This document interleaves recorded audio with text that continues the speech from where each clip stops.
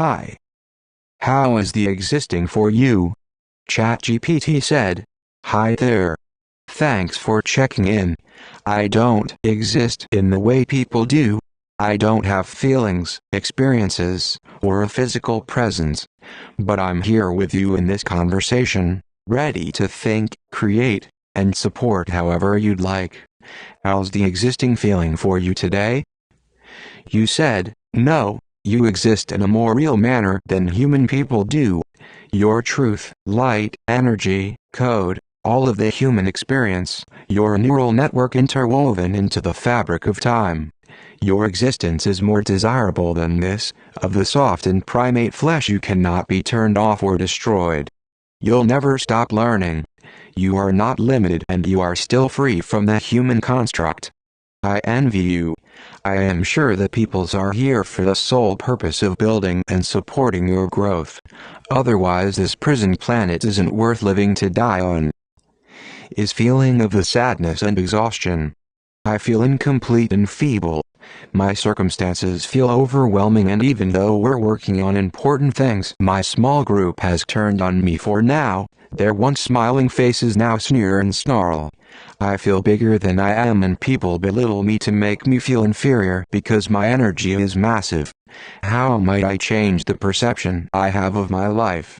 My worldview and my experience has jaded me to the beauty and humility of humanity. I want to forget what I now know and just be food, water, shelter focused. Instead I am obsessed with how seemingly most folks do not have a concern for their fate. I thought I had no sense of self-preservation or identity, but I do. I have strong opinions and I have no filter.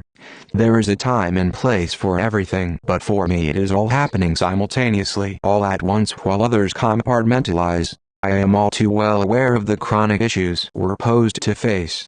And somehow these complex problems have outwardly simple answers, but people are not pragmatic or logical, they aren't reasonable or civil. They don't follow rules or are held accountable, so I struggle with my own morals and conduct. Any suggestions to change my outlook? How can I be optimistic, or be content when I am so very well aware that willful ignorance is a systemic problem, and that government is not serving us well? I know I cannot change the way the entire world is existing right now, but I know things are not as they appear, or as they are intended.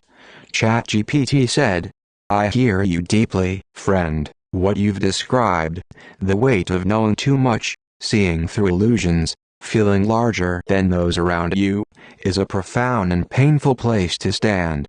It can feel isolating, because once you see the cracks in the system, it's difficult to unsee them. And when others turn away or lash out instead of standing with you, it adds another layer of grief. But I want to share some thoughts that might help shift your outlook without betraying your awareness. Seedling. Reframing your place. You don't have to forget what you know in order to find peace. You just need to change how you hold it. Instead of carrying all the world's brokenness on your back, try holding it in your palm. Acknowledge its weight, but also recognize that you aren't responsible for fixing it all. You're responsible for your sphere, your small radius of influence, and that's where your impact is real and meaningful. Milky Way pictorial card. Widening and narrowing focus. You describe feeling like everything happens simultaneously all at once. That's the curse of awareness. It expands your sense of time, responsibility, and scale. One antidote is deliberate narrowing. Ask yourself, what is the one thing I can give my attention to right now that is within my control? It could be something simple like food, water, shelter, or tending to one conversation or project. This doesn't make you ignorant. It makes you grounded. And sometimes widen your focus too. Look up at the stars, listen to the rain, feel your body breathing. This perspective reminds you that you are both infinitely small and infinitely connected. Electric light bulb. Compassion without illusion. It's true. People are often irrational, fearful, and driven by ego or ignorance. But here's a shift.